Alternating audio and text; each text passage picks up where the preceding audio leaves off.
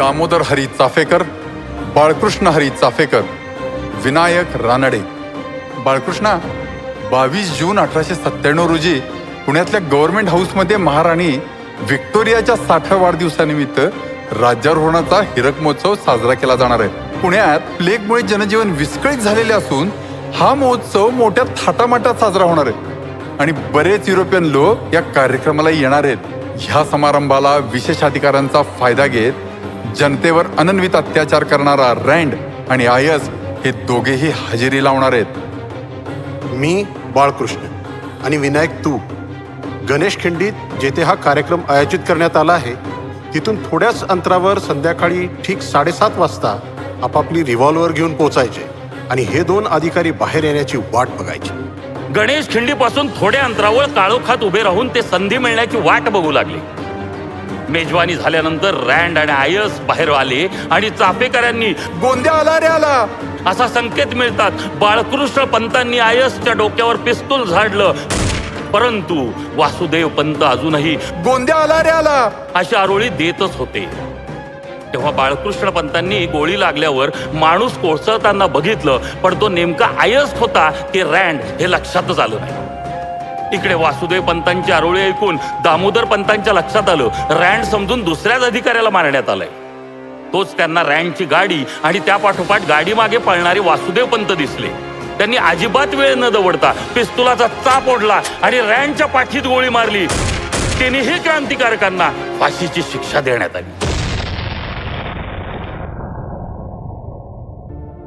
चित्तरंजन दास. भारतवासियों का मुझ पर यह असीम स्नेह है कि लोकप्रिय रूप से वे मुझे देश बंधु से संबोधित करते हैं.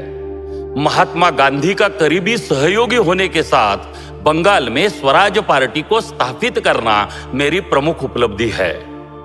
बंधुओं, अनुशीलन समिति एवं असहयोग आंदोलन में हमें सक्रिय रूप से सहभागी होना ही पड़ेगा.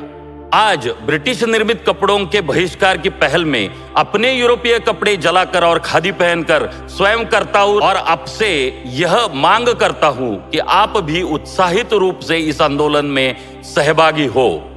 आंदोलन के अशांत दिनों के दौरान मेरी मलांचा और माला नामक कविताओं के अपने संग्रह आपको सदैव प्रेरित करते रहेंगे. योगी Arvind Ghosh. Yogi Arvind Ghosh was an Indian philosopher, yoga guru, Maharshi, poet, and Indian nationalist. He was also a journalist, editing newspapers such as Vande Mataram. Yogi Arvind Ghosh. Our actual enemy is not any force exterior to ourselves, but our own crying weaknesses, our cowardice, our selfishness, our hypocrisy, our blind sentimentalism. I say of the Congress then that its aim are mistaken, that the spirit in which it proceeds towards their accomplishment is not a spirit of sincerity and wholeheartedness, and that the methods it had chosen are not the right methods, and the leaders in whom it trusts not the right sort of men to be leaders. In brief, that we are at present the blind led, if not by the blind, at any rate by the one-eyed. I am greatly impressed, and this also proves my conscious entry into the field of yoga. I had to liberate my country. I took it up seriously when I learned that the same tapasya which one does to get away from the world can be turned into action.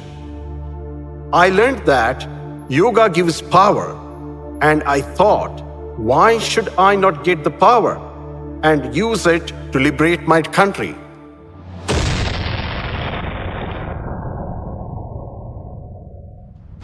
Rajshri Chhatrapati Shahu Maharaj. शिक्षणाशिवाय कोणत्याही देशाची उन्नती होऊ शकत नाही असे इतिहास सांगतो. म्हणून शक्तीच्या आणि मोफत शिक्षणाची भारताला गरज आहे. बहुजन समाजात शिक्षणाचा प्रसार करणं गरजेचं आहे. प्राथमिक शिक्षण सक्तीचं गरजेचं आहे. संगीत, चित्रकला, लोककला आणि कुस्ती या कलावंतांना राजाश्रय दिलाच पाहिजे. उच्च शिक्षण वसतिगृह निर्माण केले पाहिजेत. कोल्हापूर जिल्ह्यामध्ये बाजारपेठ तयार करणं, तसंच गुळासाठी मोठी बाजारपेठ कोल्हापुरात तयार करण्यात आली.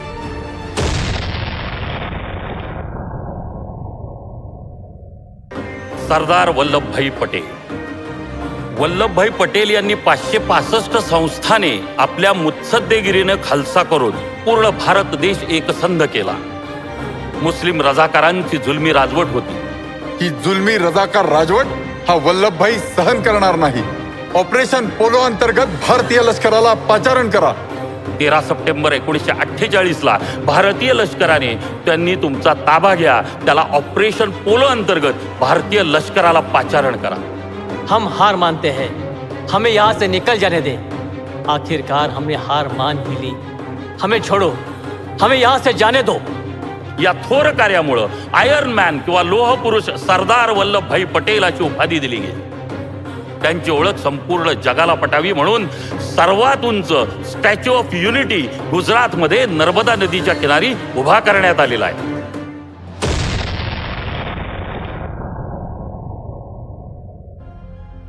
बिरसा मुंडा. बिरसा मुंडा यांनी वेळोवेळी जन आंदोलनं केली.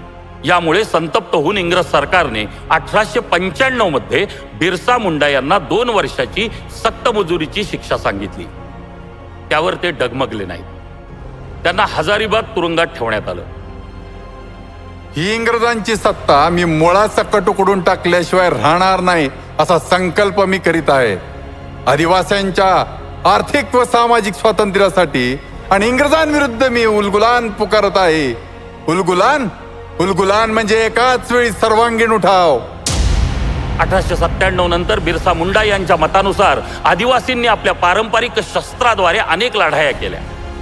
ब्रिटिशांना जेरीस आणलं, परंतु ब्रिटिशांच्या आधुनिक शस्त्रांपुढं आणि मोठ्या सैन्यबळ यांच्यामुळं आदिवासी क्रांतिकारकांचा टिकाव लागू शकला नाही. या लढाईत सुमारे 400 आदिवासी क्रांतिकारक शहीद झाले. त्यामुळे आदिवासी समाज बिरसा मुंडा यांना आपला नेता मानतात. या त्यांच्या कार्यामुळे स्वातंत्र्य लढ्याच्या इतिहासामध्ये त्यांना महत्वाचं स्थान मिळालेलं आहे.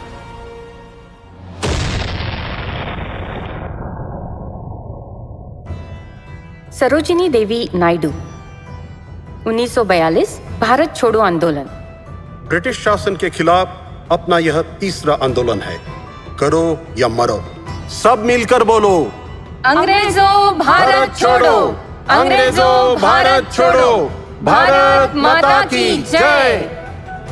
भारत छोड़ो, भारत छोड़ो.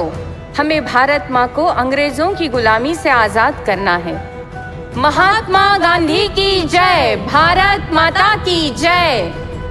आप मुझे जंजीर से बांध सकते हैं, आप मुझे प्रताड़ित कर सकते हैं, आप इस शरीर को नष्ट कर सकते हैं, लेकिन आप मेरे विचारों को कभी नष्ट नहीं कर सकते. अंग्रेजों भारत छोड़ो, भारत छोड़ो. भारत माता की जय. महात्मा गांधी की जय.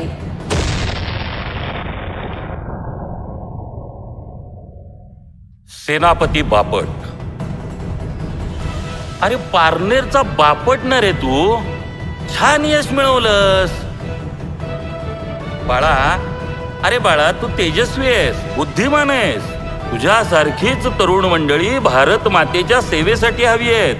आमच्यात यायला तयार आहेस का रे तू? सर, मला राजकारणातलं काहीच कळत नाही. अरे आपल्याला शपथ घ्यायची आहे भारत मातेला स्वतंत्र करण्याची. मी पांडुरंग महादेव बापट भवानी आईची व या शमशेरची शपथ घेऊन अशी प्रतिज्ञा करतो की माझ्या परतंत्र मातृभूमीला स्वतंत्र करण्यासाठी मी आजपासून या कामी कायम झटेन.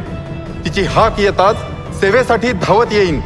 या कामे मला माझा देहाचा होम करावा लागला तरी फिरून याच भारतखंडात जन्माला येईन व अपुरे राहिलेले काम करून दाखवीन.